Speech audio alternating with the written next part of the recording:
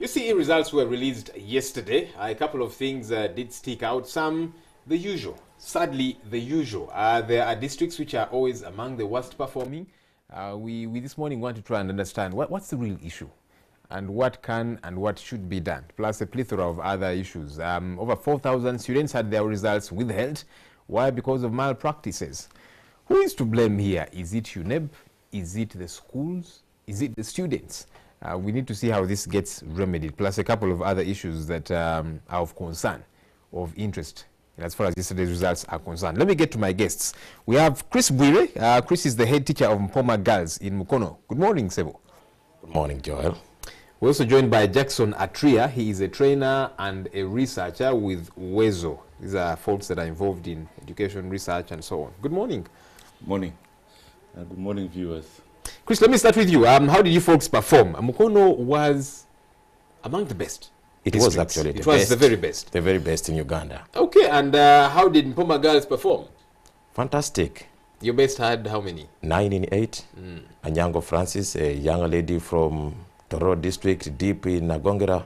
Okay, and the worst had how many? The worst had 42. Okay. Yes. So, how did you guys get to do this? For Anyango, is it Anyango, the student, that she is perspicacious, brilliant, or is it the school, is it the systems therein? A combination of many factors, but she was a very disciplined and focused girl. We picked her from the village in, 3 years ago when she joined us, and she put up a spirited fight. The teachers did their job, but also uniquely, Mpoma School is a Christian school. We give everything back to God. We give glory to God. We have a team of staff that are very united, that are very focused. We have a supportive parent team and also a board of directors. We are focused on nothing but results and transformation of the girl child. Okay, I will talk a little bit more about education holistically and what more there should be. But let me get to Jackson. There are districts in this country which are always among the very worst. I was telling somebody I was with earlier on that my colleagues, often have a template of sorts because many times it doesn't change. There are districts that unfortunately are always known among the very worst. Very little changes therein, especially in eastern Uganda. What happens along the way? I know that you folks are across the country. You go and research, get some findings. What do you think is the real issue? Thank you very much, Joel. First of all, let me start by thanking government, the schools, and the children, because from the press release I heard that this year students are performing a little bit better than last year. There's always some improvement. I think that's good news for us, and I want to thank everybody that was involved. But for us as always, the key question remains our children learning. And I think that is the bottom line for us. You're right, there are some districts, particularly those in eastern Uganda and those in northern Uganda, that are always performing badly compared to central and western. And the key question we're asking ourselves is, what is it? If it's the same policy being implemented across the country, why should some regions perform badly and other regions perform consistently better than others? Is policy being implemented differently across the region, or what is the problem? We're asking ourselves the same question. We haven't found the answers yet. Chris, you talk about, of course, your students performing well, and they ask a critical question. Are our children learning? There's education and then there's learning. One would think education should be holistic, aside from the academic focus. That's important. But what more are you doing for your students so that they get to learn? Because somebody can get 8 in 8, 10 in 10, but they go out there and they shrink. Because all they have is the crammed stuff, but they have not developed holistically. They cannot do any more.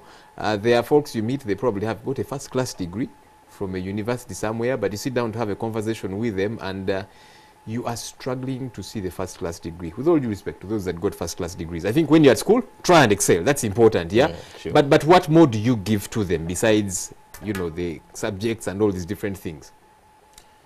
Well, as a matter of fact, there is a a changing trend in the education system for those who care. Today, we should be doing much more than just looking at the results, the final results. We should be looking at a number of transformations in a child. We should be looking at character in the child. We should be looking at creativity. We should be looking at innovation. And if any school today is going to concentrate on crammed work, on book work, surely they are going the wrong direction. Things are changing. We must say that we impart skills in the children that will enable them to be self-sustaining after they have left school. Today we are teaching in our schools skills that should help students to stand firm after school. And so we are supposed to be giving these students skills in computer literacy. We are supposed to be giving them skills in agriculture. We are supposed to be giving them skills in cookery. We are supposed to be giving them skills in character and creativity. So it's not just about results. For us in Mpoma School, we go beyond the academic performance. There is a lot of background work going on to transform a whole child, holistic education. Jackson, do you see that on ground with the schools? Can I just comment on that? Because I raised that issue. I think for me, I've said this in very many places, that whereas schools like Mpoma have performed very well, children get 4, children get 8 at O level, which is very good. But for us, that question remains. And I think the feeling we keep getting is there's no will to learn. The will now is just to pass exams, which is very unfortunate. And that's why you see the headline is always so many children's results has been withheld because of malpractices. So it means people are willing, or children are willing to pass at any cost. Whether it means stealing the results, they must pass. That's the key issue. And unfortunately, many schools look at it that way because it will bring in more students. Parents look at it that way. They want their children to pass. When I was in school, I passed in first grade, but there was no TV that came to my home. I was not lifted up by fellow pupils because I got first grade. That's what I was expected to do. But now you see people lifting children. One time I saw children lifting a headmistress. I was wondering, where do you really hold? So what is this all about? I think the problem is education has been commercialized and people just look at passing exams. No learning is taking place. And as you rightly said, this continues from primary, secondary to university until they come out. You also said something. When I was in the university, getting upper second was a huge thing. Now almost everybody is getting first class. Were we dull and stupid, or there's something wrong? I think those are questions we should be asking ourselves as a country. And we need a national dialogue regarding education in this country. Otherwise, we're heading nowhere. Chris, do you feel that the results a student gets after they have done, if it's PLE, 7 years, and then they sit for an exam that is supposed to determine, you know, their fate for the 7 years, if it's senior 4, like in this case, from senior 1 to senior 4. So this exam that they sit gets to determine their fate for all the 4 years. Do you see fairness in that? Do you see logic in that? Because you see, many times students will pass for many different reasons. Some have crammed, those that have failed. Child could have lost a parent or that kind of thing, and so they fail not because they're dull, but circumstances. And so there's conversation about perhaps we should find other ways of evaluating the progress of our students. Maybe it should be cumulative from senior 1, you know, as opposed to finally all the 4 years now are going to be decided in this one exam. Does it make sense? Of course it doesn't. It does not at all. Indeed, about 4 years ago, government came up with a plan that we are going to begin considering continuous assessment as a basis for grading the students at the end of it all. But, you know, sometimes governments come up with good policies and down the road, they shelf them. This is something that we seriously need to take on, and urgently, by the way. as government and as members of the education fraternity. And the other issue I must raise at this stage is my brother talked about whether children are really learning and whether the ground is leveled. Surely you know that the ground is not leveled. I can tell you that there are many of our children that go to school without having breakfast. They spend the whole day. They have not had any meal. At break time, they just look around for a simple ball to kick around and wait for the bell to go, and they rush back to class, and they are yawning throughout the lesson. What are they learning? Government needs to come up with clear policies on how we can feed our children. Surely anybody who is sane should be able to appreciate that a hungry mind cannot take in much. A child on a hungry stomach will not be able to take in much. And let us look at UPE and USE, for example. Government has not come up with a clear policy. At one point they are saying parents must feed the children. At another point they are saying head teachers should not chase students from school or should not demand parents to pay for lunch. And now, what are we talking about? What is the policy of government? This business of shifting goalposts should end, and we get to be serious about the education of our children. And it must begin with the nutrition. Thank you. Jackson, how do we, getting back to this assessment, how better can it be done? I remember about 3 years ago, a very sad story. A child in P7 got aggregate 5. But because they had been convinced, you know, if you've not gotten a 4, you have failed. This child got 5 and he committed suicide. That's the story that was in the news. So these children, it's been inoculated in them that if you do not get 4 aggregates at PLE, if you don't get 18.8, if you don't get 21, I think it is now at A level, you have failed. And there's a problem with that. You know, how do we change this such that assessment can be done better? Because somebody can fail to get, you know, high grades, not because they're dull, but maybe something happened on that particular day, since it's a one-off and that kind of thing. I think that is a societal problem. I agree with my brother. I think the best form of assessment would be the continuous assessment. If you just judge people based on PLE and you cause children to suffer because you want them to get 4, then I think we're being very unfair to the children. Me, I tell my children, I just want you to pass. When you pass, that is good enough for me. You don't have to get 4, because that's not what we're asking of you. In any case, for me, it doesn't really tell me if this child is learning or not.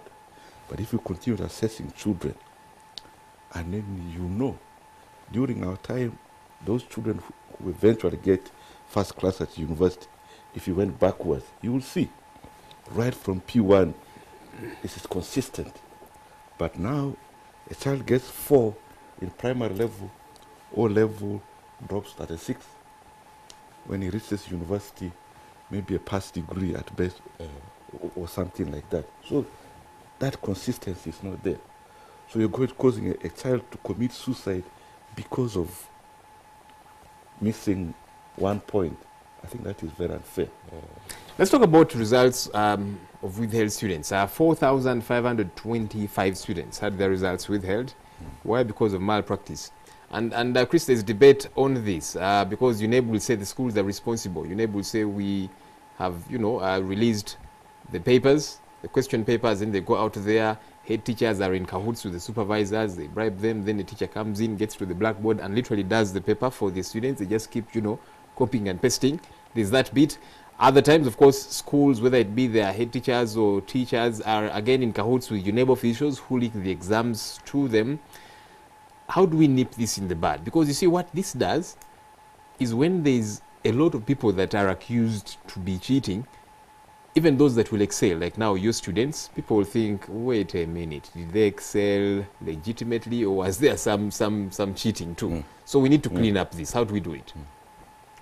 Well, for the record, I am quite confident, and very confident actually indeed, that my students did their part.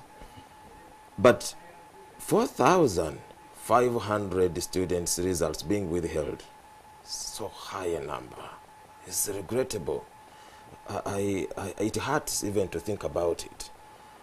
Nevertheless, it is not good to rush and conclude and point the finger in one direction or the other.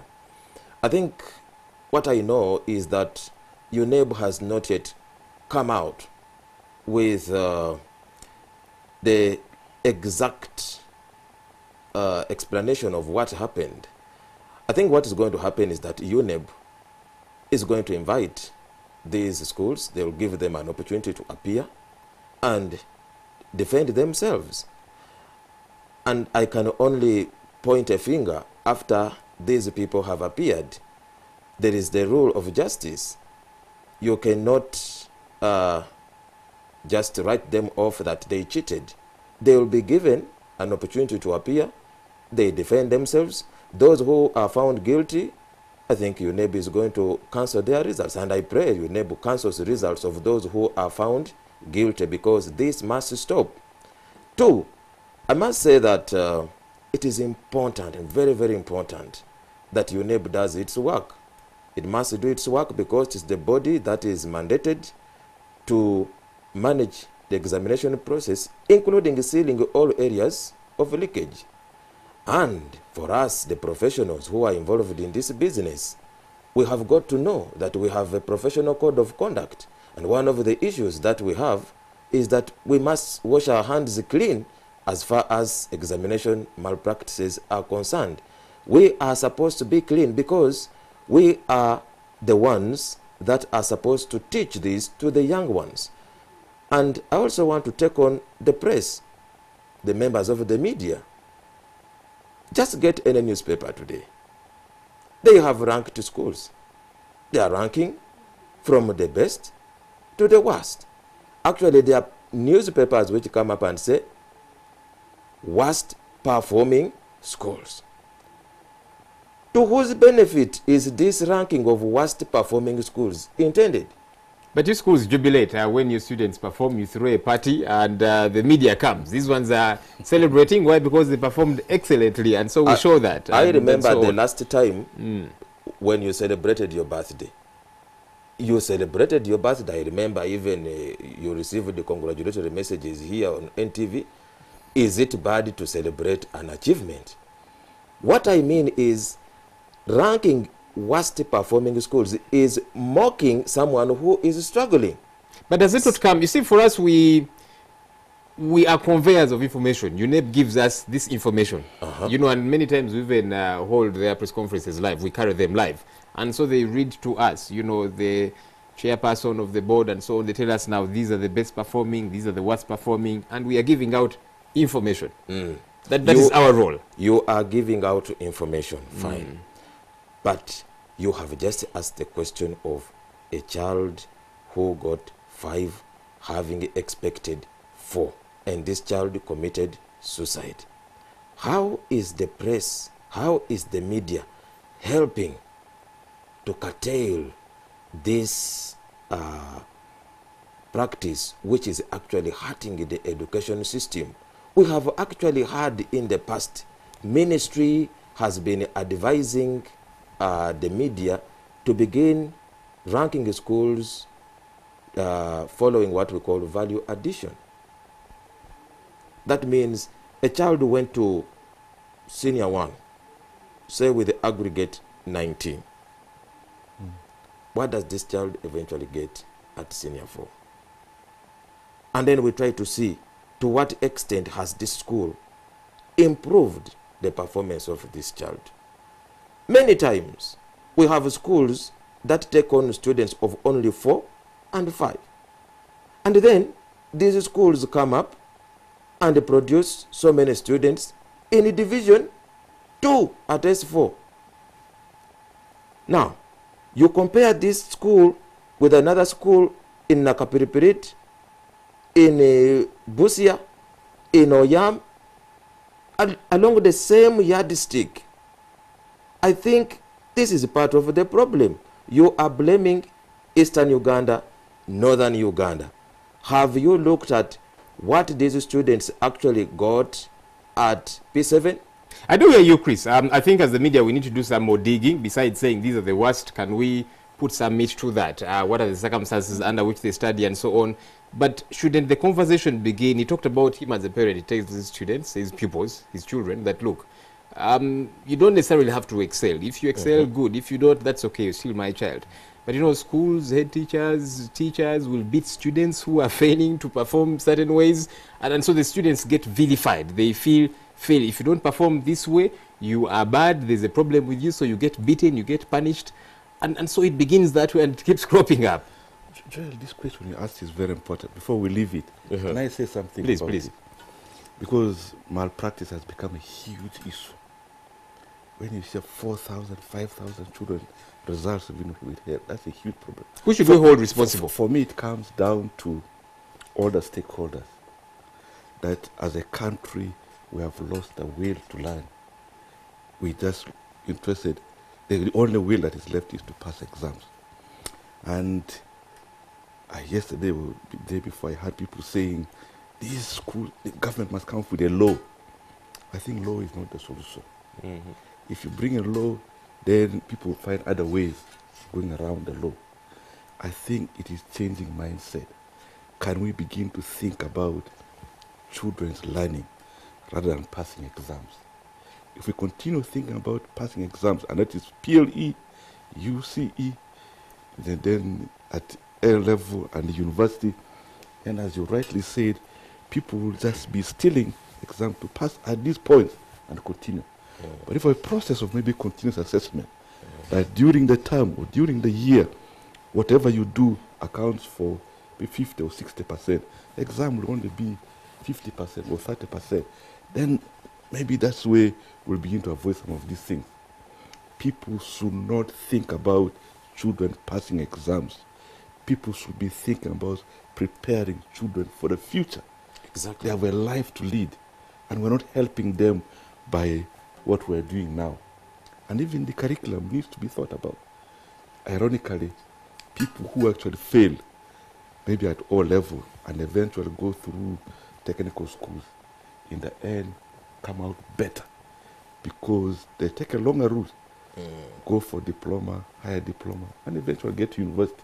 They are better prepared than these ones who get 4, 8, and A, go to university. When they eventually meet this person who has taken the failure, who eventually takes the long route, comes out better. And those are questions we must ask ourselves. And that's why I was saying we need a national dialogue on education. We're not heading anywhere. Not heading anywhere. He talks about preparing children for the future. Back when I was in school, well, I'm back to school. but you see, back then, there was emphasis on academics, very important. But you see, we were allowed, and there was a lot of emphasis on these co-curricular activities. Yes, absolutely. Do sports, you know, do debates and all these different things, music, dance, and drama. And I'll tell you, many of us have followed paths that were hinged on that, you know. I was telling a colleague I had here with earlier on that people today still get surprised when I tell them I've actually never sat in a mass comm degree. Well, I use my example because I know the example. Why? Because, you know, I was involved quite a bit in debates in school and so on. I went did my first degree, something else altogether. I'm doing a second degree, something totally different altogether. But because I was exposed to the debates, writing club and all these different things, here I am. There's many musicians, there's many sports people that go to find their ways that way. Sadly, there is less emphasis on those things today. There's more emphasis on academics. You must excel, you know, and that is why you find kids going to school very early in the morning, go to school, study. They leave late in the evening with a load of homework. You know, during holidays, no resting, holiday studies. Why? Because you must excel, and we're not preparing them for the future. How do we change that, Chris? Well, like my brother has said, we need a national dialogue. We need a national dialogue to discuss the future of education in this country. 2, we need to engage government. Government is just looking on as the education system is getting injured.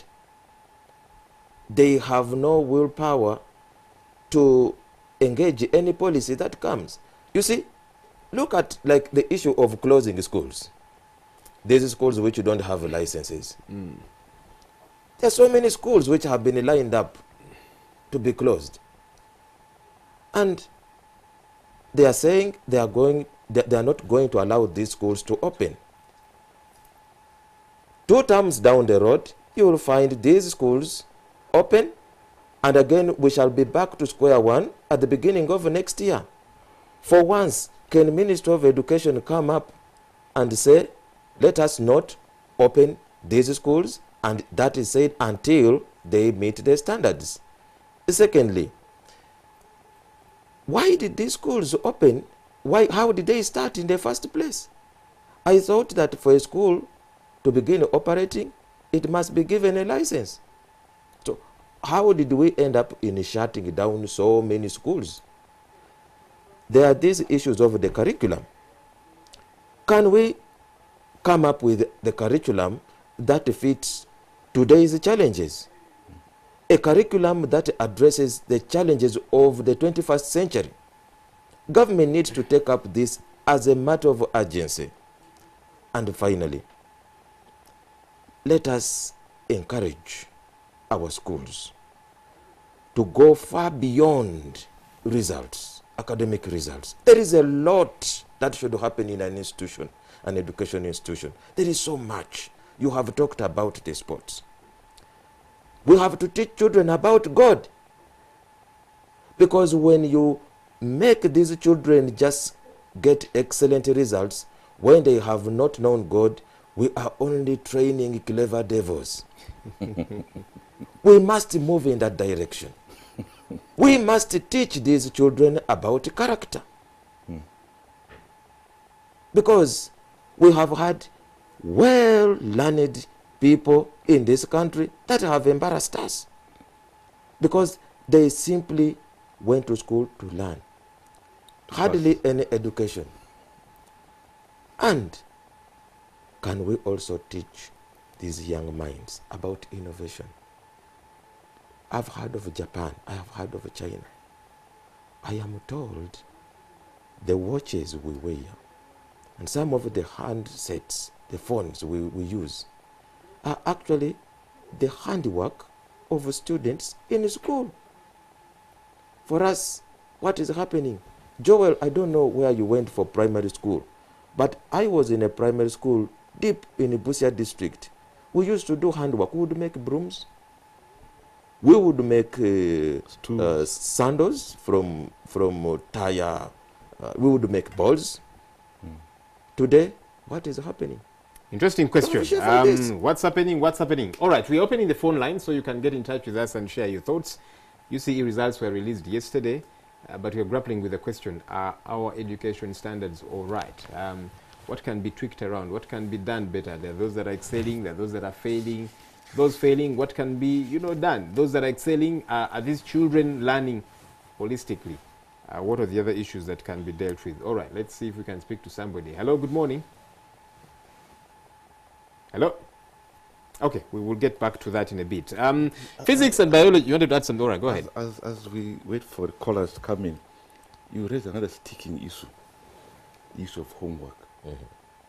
That for me is another big problem. It shows the challenges we have as a country.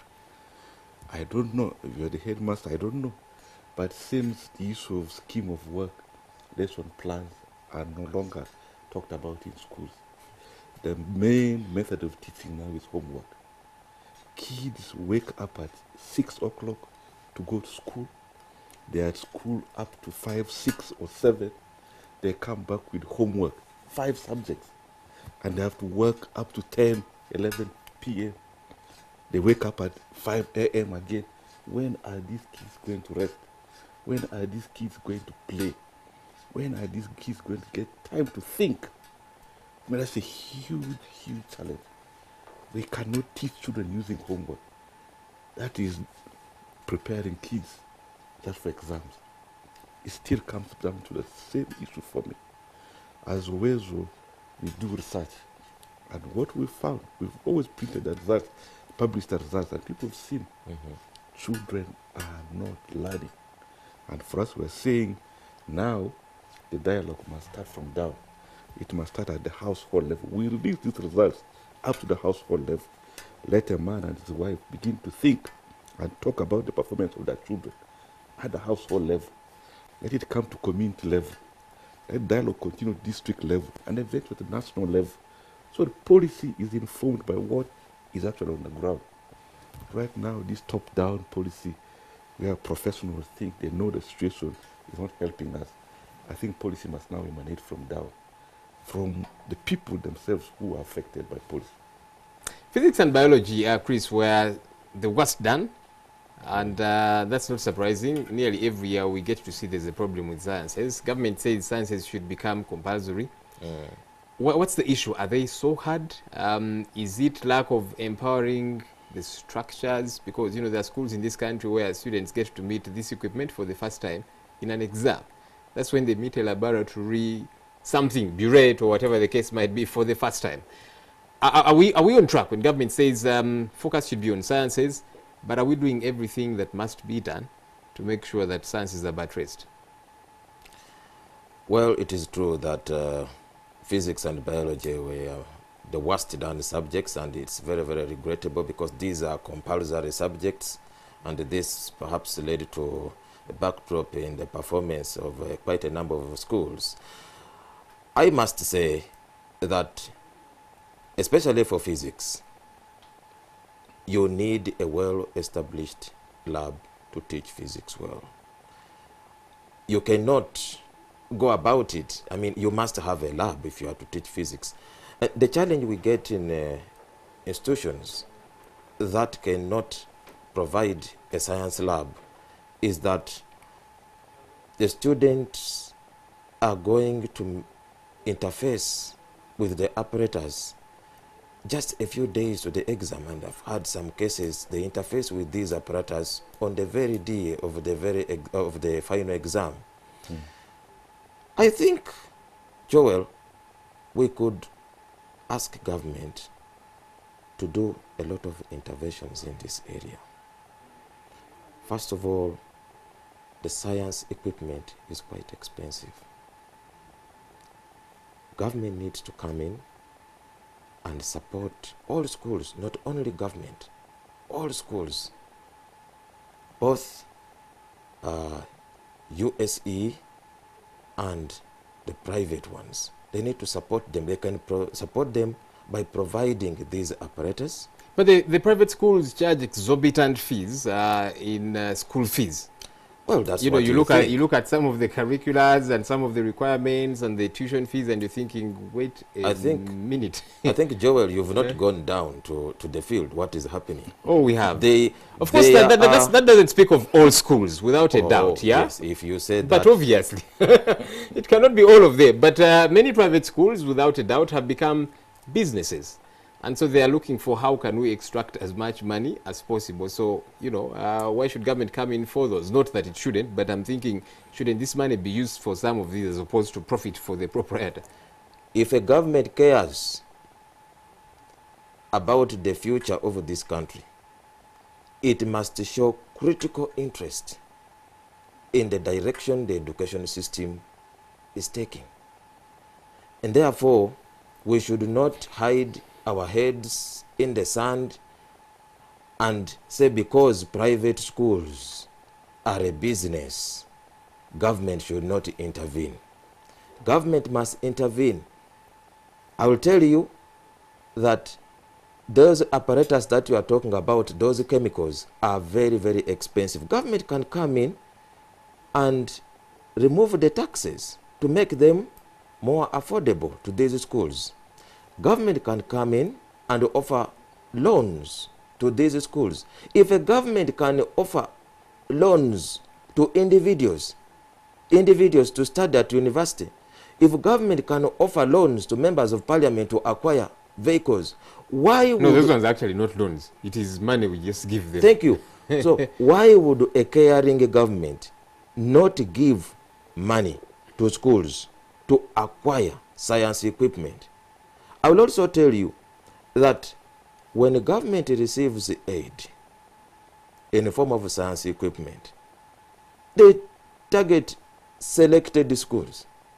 They will give selected schools not taking into consideration the great contribution that private schools is actually making in the education industry. We must support this without necessarily having to look into the profitability of schools. Well, some schools are making profits, but I will tell you that many schools are actually struggling in the private sector of education. Many schools are actually struggling. This brandishing, generalizing that schools are a business, in my view, should not be the basis for government not to go and support these schools. It is an issue. My time is running out. So much to discuss. Yes, you're saying. Physics, chemistry. Government policy recently has changed. Government is saying emphasis is going to be put on science. And if that is what government is saying as a policy, then it must walk the talk. Provide the government schools with the appropriate equipment that will enable children to pass these subjects. Don't just talk, act. As far as the private schools are concerned, we don't need all these schools. There are too many. Let us have only schools that are able to provide appropriately for these subjects to be taught in these schools. For me, it's as simple as that. Can I just add? I don't want to put the whole blame on government. As players, key players in the education sector, we also have a role to play. A teacher of a science subject needs to appreciate how to teach this subject practically. We have heard of teachers who go to class to teach a simple topic like leaves, and they go to class without a single leaf. And there are leaves in the neighborhood. They cannot even take the students out to class. This is happening in Uganda. Now, if a teacher does not appreciate that we have got to teach a practical subject practically, you should not be surprised about the result. And therefore, we the teachers have a role to play in simplifying and concretizing the subject matter for the learner. Unless we do that, these are going to remain mysteries in the books of our learners. UCE schools, again, are some that are among the worst performers. Is it that we are focusing on, and look, you know, it's a good thing that we get to have as many more children access education. That is important. But are we focusing more on quantity as opposed to quality? How do we tweak that around, Jackson? You see, it all comes from the primary level. Government policies just roll. There is no repetition. Whether you fail, you pass, you continue. So the same thing continues to the UCE schools. You are bringing in people who are not properly prepared. And as he's rightly saying, even the UCE schools are not prepared to teach properly, particularly these science subjects that we're talking about. So how can we expect better results? But also the other issue with the private schools that we found is, yes, private schools are performing better in terms of results, but in terms of learning, particularly at primary level, lower primary private schools do much better than government schools. But when it comes to P6, P7, government schools actually catch up, because for government schools it is consistent. Here there's teaching and learning, a bit of learning taking place at lower primary, but up there we're just preparing kids for exams. So there are issues in both areas, both USE and also even the private school. Chris, what do you tell your students who have not performed as well? You said there's somebody who got 42. Is that? Oh, yes. Is that is grade division. Yes. 3, 4. Division 2. But that's Division 2. Yes. Interesting. And I will tell you this, that with the 42, this child performed very well. She has a combination. That's 42 in 8, right? Yes. She has a combination, and she will proceed on, or if she chooses to go vocational, that path is very, very available. Now, what I know is that in Uganda, we have got several career paths.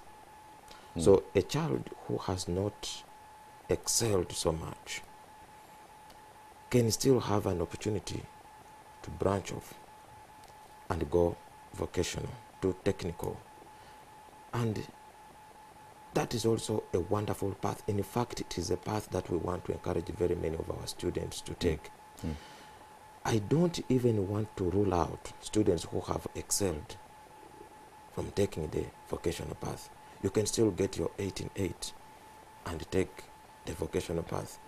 I would like to disagree with my brother who earlier on had said that these students who are not so intelligent should take the other path. That path is a path we need to take.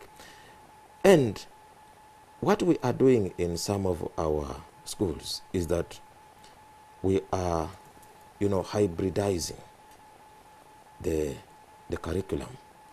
We have the straight curriculum where we are learning these traditional subjects, but we are also bringing in vocational subjects like technical drawing, like home economics. In other words, we are creating a great environment for these children to weigh and see which direction to take. Many times schools ignore some of these vocational subjects. That means that the students will only be slapped with an option of having to branch at the end of it all when they have not excelled so much, after they have not performed well in these traditional subjects. We need to prepare these children right from senior one. Okay. That these options are also available. There you are, Chris Bwire, head teacher of Mpoma Girls School in Mukono. Thank you for joining us, and congratulations to your students. And of course, Jackson Atria, a trainer and researcher with Wezo. Thank you, gentlemen, for talking to us this morning. Thank you very much. Thank you. Pleasure. Okay, there you are. That's it for the big story. We'll take a quick break. Morning at 10 TV continues shortly.